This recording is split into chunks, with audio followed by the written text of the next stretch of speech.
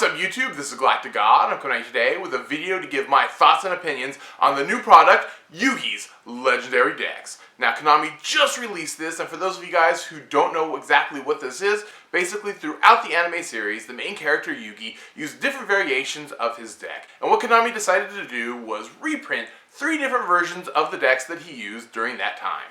They also gave us a pack of promo cards, utilizing cards from that era as well. Now, as I stated earlier in the week on my Yu-Gi-Oh! Chat video, I'm not too fond of this product. I was actually a little underwhelmed by what Konami gave to us. Now, of course, with everything, there is good and bad. So what I would like to do first is talk about the things that I really did enjoy about Yugi's Legendary decks. The first one being that, of course, we've got the Arcana Red Dark Magician card. Many duelists for years have been chomping at the bits of Konami to release this card over to us here in the TCG. And there have been many points in history where, of course, this card would have definitely fit in as a good reprint. The Legendary Collection Yugi's World comes to mind right off the bat. But for one reason or another, Konami has delayed the release of this card. So seeing it finally get its release is very cool. Also, getting a reprinted errata version of the Dark Magician of Chaos is definitely awesome. With this, D-Mock is almost for sure to come off of the next ban list. And finally, I really like that Konami gave us all 5 of the pieces of Exodia in ultra rare form. As a lot of you know, I am not a fan of trolley type decks, but Exodia in and of itself almost transcends that. It's so iconically linked to the original series, and it has such a fond place in many duelist hearts, especially who grew up watching that series, that it's really great to have it available to just about anybody who can pick up this product.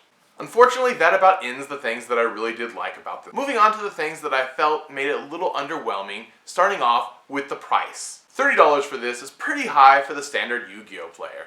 At first, I didn't think it was too bad of a price tag because I thought every card in the decks were going to be holographic. But after realizing that most of the cards in the decks are just going to be common, I just really couldn't get behind that price point. I mean, one of the main draws for the deck for me was being able to get every one of Yugi's most famous cards in holographic forms. Being able to bling out a Yugi's deck I thought would have been very cool. Also, Konami released to us the original versions of the Yu-Gi-Oh! God cards. Now, of course, these are more or less what you would have seen in that original anime series, but I think more duelists would have liked to have gotten cards that they could have actually used in a duel. So getting all the playable versions of the Egyptian God cards I think would have been a little bit better. Or they could have given us both versions, the non-playable ones and the playable ones. I mean, they gave us like alternate versions of Dark Magician Girl, Dark Magician, 3 copies of Mirror Force. I mean, why couldn't they have given us the playable versions as well?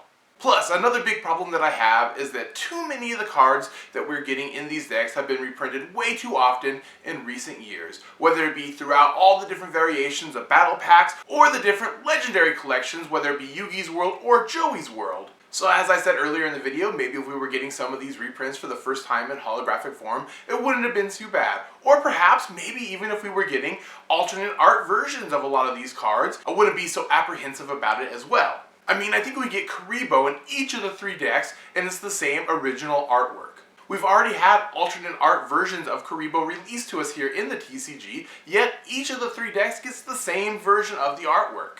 All these things combined add up to a product that I'm just not very excited about purchasing. Now I know for a lot of duelists out there, this would not have been enough to make the product not worth getting, but for me, it was. Now, in the comment section below, I encourage you to let me know your guys' thoughts on this product. Is it something that you're still looking to pick up, or are you like me and felt kind of underwhelmed by what Konami gave us? And I guess that's it for now. This is GalacticGod.